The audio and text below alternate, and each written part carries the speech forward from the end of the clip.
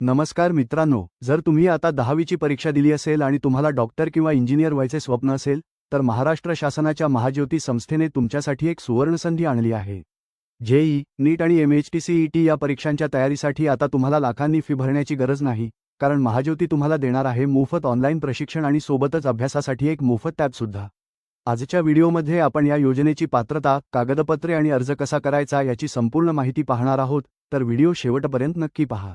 महात्मा ज्योतिबा फुले संशोधन व प्रशिक्षण संस्था महाज्योती नागपूर यांच्यामार्फत महाराष्ट्र राज्यातील इतर मागास वर्ग, विमुक्त जाती, भटक्या जमाती तसेच विशेष मागास प्रवर्गातील विद्यार्थ्यांसाठी जेईई, नीट आणि एमएचटीसीईटी पूर्व तयारीसाठी ही योजना राबविण्यात येत आहे.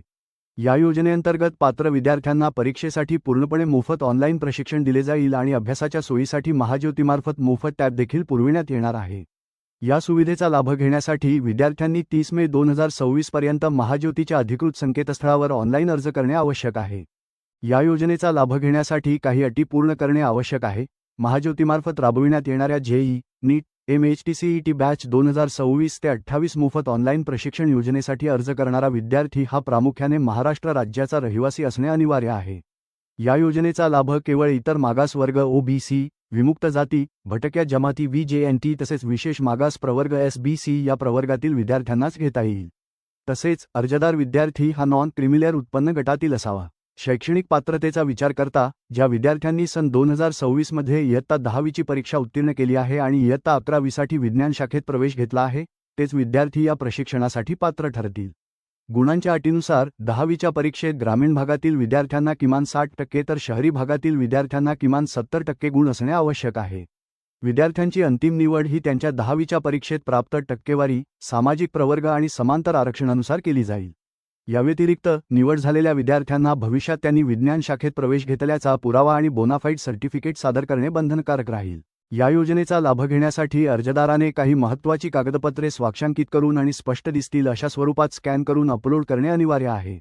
यामध्ये प्रामुख्याने विद्यार्थ्याचे आधार कार्ड पुढील आणि मागील दोन्ही बाजूंनी, रहिवासी दाखला आणि जातीचे प्रमाणपत्र आवश्यक आहे. तसेच विद्यार्थी उन्नत व प्रगत गटात मोडत नसल्याबाबतचे वैध नॉन क्रिमिलेअर प्रमाणपत्र आणि इयत्ता 10वीची गुणपत्रिका जोडणे बंधनकारक आहे. जर विद्यार्थी दिव्यांग किंवा अनाथ प्रवर्गातून आरक्षणाचा लाभ घेणार असेल, तर त्यासंबंधीचे अधिकृत प्रमाणपत्र सादर करणे आवश्यक आहे. सर्व कागदपत्रे महाज्योतीच्या संकेतस्थळावर ऑनलाईन पद्धतीने अर्जासोबत जोडायची आहेत. महाज्योतीमार्फत राबविण्यात येणाऱ्या या प्रशिक्षण योजनेमध्ये सामाजिक प्रवर्ग आणि समांतर आरक्षणानुसार जागांचे सविस्तर वाटप करण्यात आले आहे. सामाजिक प्रवर्गाच्या आरक्षणानुसार इतर मागासवर्गीयांसाठी सर्वाधिक 59% जागा राखीव आहेत. त्याखालोखाल भटक्या जमाती क प्रवर्गासाठी 11%, विमुक्त जाती अ प्रवर्गासाठी 10%, भटक्या जमाती ब प्रवर्गासाठी 8% आणि भटक्या जमाती ड व विशेष मागास प्रवर्ग या दोन्ही प्रवर्गांसाठी प्रत्येकी 6% जागांचे आरक्षण निश्चित करण्यात आले आहे. या सामाजिक आरक्षणासोबतच समांतर आरक्षणाची देखील तरतूद असून यामध्ये प्रत्येक प्रवर्गातील महिलांसाठी 30% जागा आरक्षित आहेत. तसेच एकूण जागांपैकी 4% जागा दिव्यांगांसाठी आणि 1% जागा अनाथांसाठी राखीव ठेवण्यात आल्या आहेत. विद्यार्थ्यांची अंतिम निवड ही त्यांच्या 10वीच्या गुणांच्या टक्केवारीसह यात सामाजिक आणि समांतर आरक्षण नियमांच्या आधारे केली जाणार आहे. महाज्योतीमार्फत राबविण्यात येणाऱ्या या प्रशिक्षण योजनेसाठी काही महत्त्वाच्या अटी व शर्ती लागू आहेत. या योजनेसाठी ऑनलाईन अर्ज करण्याची अंतिम तारीख 30 मे 2026 निश्चित करण्यात आली असून पोस्टाने किंवा ईमेलद्वारे पाठवलेले अर्ज स्वीकारले जाणार नाहीत. अर्ज करणाऱ्या ग्रामीण भागातील विद्यार्थ्यांना इयत्ता 10वीमध्ये किमान 60% आणि शहरी भागातील विद्यार्थ्यांना 70% गुण असणे अनिवार्य आहे. प्रशिक्षणासाठी निवड झालेल्या विद्यार्थ्यांना भविष्यात त्यांनी 11वीमध्ये विज्ञान शाखेत प्रवेश घेतल्याचा पुरावा म्हणून बोनाफाईड सर्टिफिकेट सादर करणे बंधनकारक असेल, अन्यथा त्यांची निवड रद्द केली जाईल. अर्जातील माहिती चुकीची किंवा दिशाभूल करणारी आढळल्यास कोणत्याही टप्प्यावर प्रवेश रद्द करण्याचे तसेच जाहिरात किंवा निवड पद्धतीत बदल करण्याचे सर्व अधिकार महाज्योतीकडे राखीव आहेत.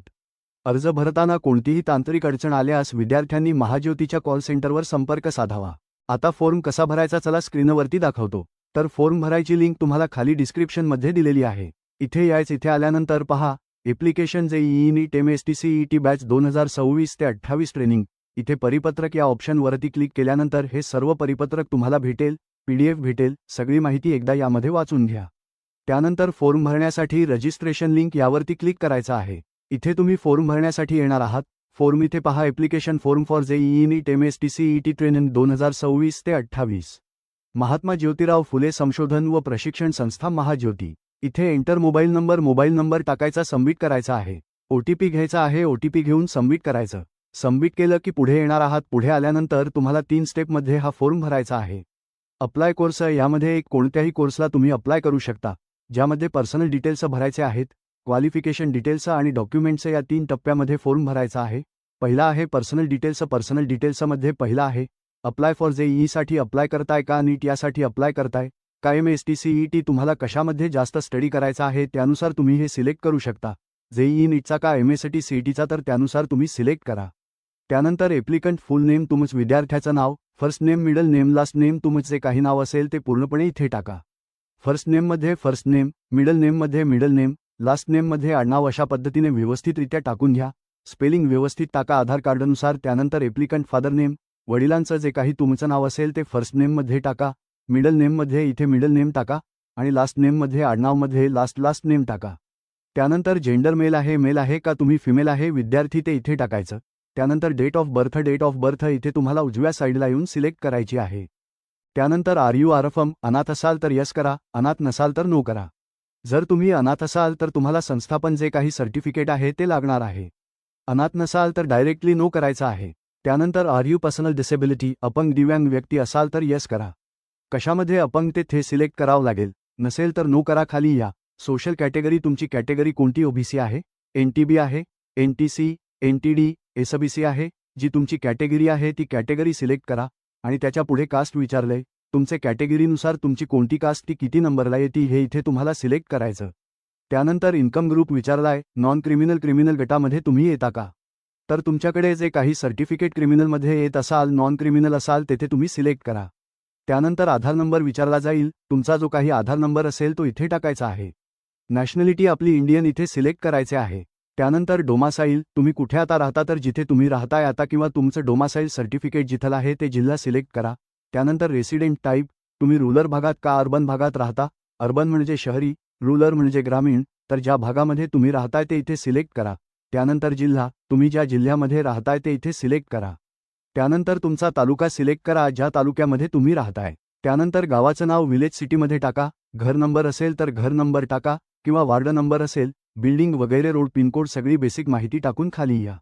खाली आल्यानंतर मोबाईल नंबर इथे दिसेल तुमचा, अल्टरनेटिव्ह मोबाईल नंबर टाकून द्या. ईमेल ID जो असेल तो व्यवस्थित इथे टाकून सेव्ह आणि नेक्स्ट बटनावरती क्लिक करा. कारण मोबाईल नंबर आणि ईमेल ID वरती तुमची जी काही पुढची माहिती आहे, तुम्हाला कॉल वगैरे येणार आहे, त्यामुळे व्यवस्थित ईमेल ID मोबाईल नंबर टाका. त्यानंतर पुढे आल्यानंतर क्वालिफिकेशन डिटेल्स. आता बोर्ड तुम्हाला कोणतं होतं, CBSE बोर्ड होतं का, SSC बोर्ड होतं का, ICSE बोर्ड होतं. यामध्ये CBSE बोर्डाचा निकाल अगोदर लागलेला आहे, SSC बोर्डाचा थोड्या दिवसात लागेल.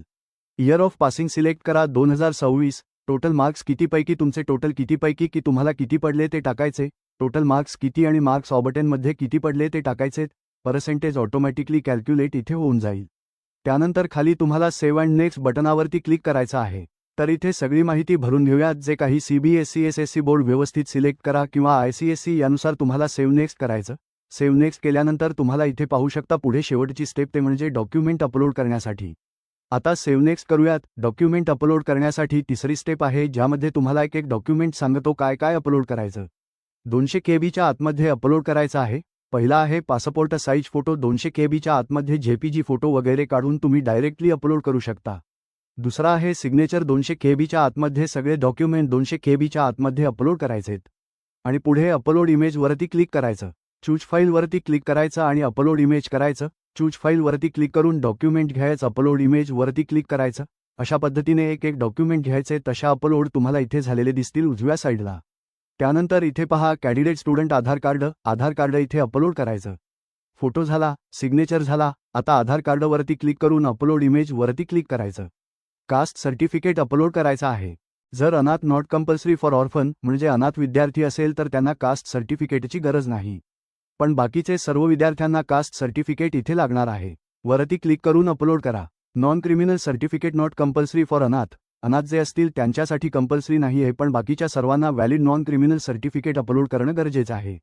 त्यानंतर SSCचं मार्कशीट किंवा सर्टिफिकेट जो काही रिझल्ट लागलेला तो रिझल्ट तुम्ही इथे अपलोड करू शकता. चूज फाईल वरती क्लिक करून आणि अपलोड इमेज वरती क्लिक करून हा फॉर्म जो आहे तो कंप्लीट करायचा आहे. खाली येईल फायनल सबमिटवरती क्लिक करायचं आहे. तुमचं काम झालेलं आहे. फॉर्म सगळा भरून झालेला आहे. इथे खाली येऊन तुम्ही प्रिंट काढू शकता. तर अशा पद्धतीने तुम्हाला फॉर्म भरायचा आहे. याची जी काही पुढची माहिती आहे तुम्हाला कॉल करून वगैरे त्यांच्यातर्फे सांगितली जाईल. तर मित्रांनो, ही होती महाज्योती मोफत प्रशिक्षण योजनेची संपूर्ण माहिती. तुमच्या ओळखीतल्या 10वी उत्तीर्ण झालेल्या गरजू विद्यार्थ्यांपर्यंत हा व्हिडिओ नक्की शेअर करा. अशाच नवनवीन सरकारी योजनांच्या माहितीसाठी आपल्या चॅनलला सबस्क्राईब करायला विसरू नका. धन्यवाद.